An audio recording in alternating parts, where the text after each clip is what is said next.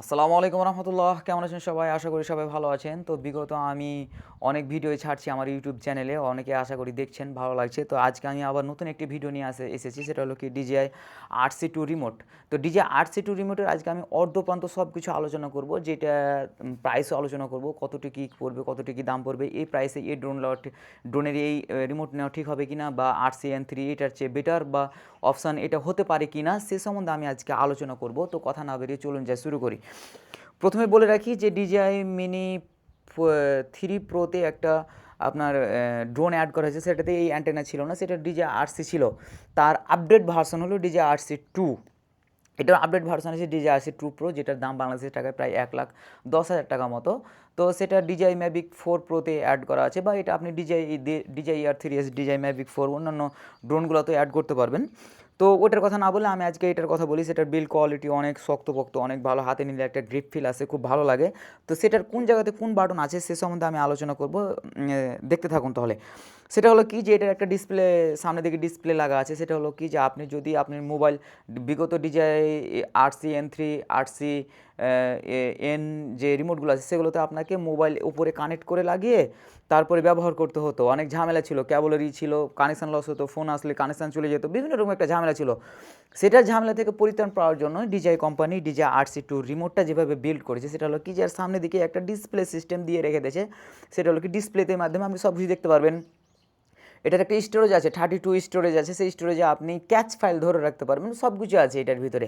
তো এটার ভিতরে এই যে ডিসপ্লে দেখতে পাচ্ছেন, এটা full HD display, full HD display, touch screen display. সেই ডিসপ্লেতে আপনি সব কিছুই, এটার যত সুযোগ সুবিধা, মানে সব কিছু স্মার্টফোনের মতো ব্যবহার করতে পারবেন। এটাকে স্মার্টফোনের মতো করেই মনে করেন যে ক্যারি করে, মানে আপনি আপনার ব্যাগে রাখতে পারবেন, কিন্তু স্মার্টফোনের মতো ব্যবহার করতে পারবেন না, কিন্তু দেখতে গোটা স্মার্টফোনের মতো আর কি।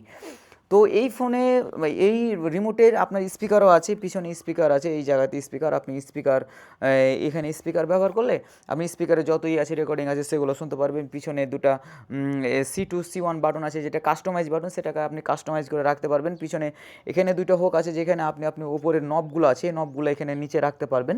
অনেক সুন্দর একটা ইয়া।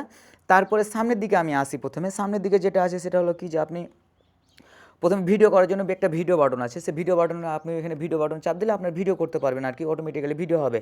তারপরে নিচে আছে যে ভিডিও বাটনে আপনি জুম এই জায়গাতে আছে জুম, এটা হলো আপনার গিম্বল রোটেশন। এই নবটা হলো গিম্বল রোটেশন, যেটাতে আপনি ঘোরালে আপনার গিম্বল রোটেশন হবে। আরেকটা আছে যেটা হলো কি জুম লেন্স, মানে আপনি জুম করতে পারেন কোনো কিছু, জুম করতে পারলে অনেকে যে DJI 3S এর 3x জুম আছে, DJI Mini 5 Pro 2x zoom আছে, ডিজিটাল জুম, এই জুমগুলো করতে পারবেন। এই জুম করতে এটা খুব সুবিধা হয়। আর এই পাশে আমার ডান দিকে যেটা দেখতে পাচ্ছেন সেটা হলো কি, যেটা হলো ক্যামেরা বাটন। এই বাটনে চাপ দিলে আপনি, মানে আপনার পিকচার বাটন, পিকচারে দিলে আপনার পিকচারের ছবি তুলতে পারবেন।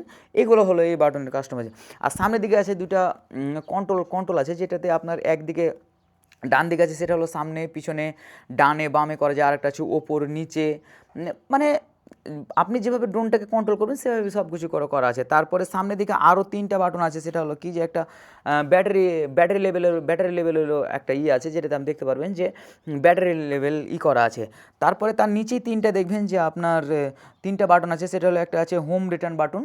হোম রিটার্ন বাটন ব্যবহার করলে আপনি হোম রিটার্ন বা পুশ বাটন, হোম রিটার্ন করলে আপনার অটোমেটিক্যালি আপনি যেখান থেকে মানে ড্রোনটি উড়াইয়াছিলেন সেখানে এসে আপনার ড্রোন আসবে। আর হলো এটা আপনি যদি কোনো জায়গাতে এটাকে আপনি ব্রেক করতে চান, ব্রেক করার জন্য এই বাটন ব্যবহার করা হয়।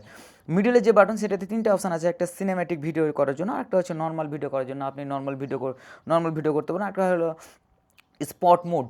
তো স্পট মোডে চালালে অনেক দ্রুত যাবে, নর্মাল মোডে সামান্য একটু, আর সিনেমাটিক মোডে একবার সিনেমাটির মতো মনে করে যে ভিডিও হয়। তারপরে একটা আছে অন অফ বাটন, সেটাতে অন অফ করে আপনি এই রিমোটটিকে অন অফ করতে পারবেন আর কি।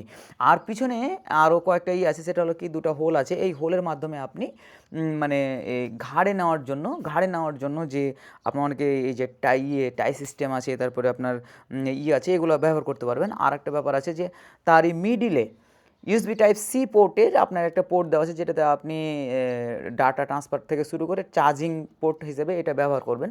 আর তার পাশে একটা আছে, সেটা হলো কি মেমোরি কার্ড। এখানে আপনি 510 জিবি পর্যন্ত ব্যবহার করতে পারবেন মেমোরি কার্ড। এই মেমোরি কার্ডে হলো যে আপনি আপনার ড্রোনে কোনো কিছু রেকর্ড করলে স্ক্রিনশট থেকে শুরু করে ক্যাচ ফাইল, যেগুলো আপনি এখান থেকে নিতে পারবেন, এখান থেকে ডাটা ট্রান্সফার, তথ্য আদান প্রদান সব কিছু এখান থেকে করতে পারবেন। খুব ভালো একটা এখান থেকে কাজ করবে আর কি। তো এই হলো ড্রোনের বিল্ড কোয়ালিটি, অনেক সুন্দর। এই হলো এই ড্রোনের এই রিমোটের ড্রোনের রিমোটের এই হলো বিস্তারিত আলোচনা। তারপরে পিছনে আরও অনেক কিছু কাস্টমাইজ করা যায়। এটাতে আপনার হুন্ডাতে মানে করা যায়, মানে আপনার লাগানো যায়, যে হুন্ডাতে লাগিয়ে আপনি বিভিন্ন জায়গায় করতে পারবেন। আরও অনেক কিছু আলোচনা আছে, যে আলোচনাগুলো আমি এর ভিতরে যে কাস্টমাইজ যে আলোচনাগুলো আছে, সেই আলোচনাগুলো আমি আমার একটা পরবর্তী ভিডিওতে আলোচনা করব। ইনশাআল্লাহ দেখতে থাকবেন আমার এই ভিডিও। আশা করি আমার এই ভিডিওগুলো আপনাকে অনেক হেল্পফুল হবে। যদি হেল্পফুল হয় প্লিজ লাইক অ্যান্ড সাবস্ক্রাইব করে পাশে থাকবেন ইনশাআল্লাহ। পরবর্তী ভিডিও দেখার জন্য আপনাকে আবারও আন্তরিক অভিনন্দন। আসসালামু আলাইকুম রহমতুল্লাহ।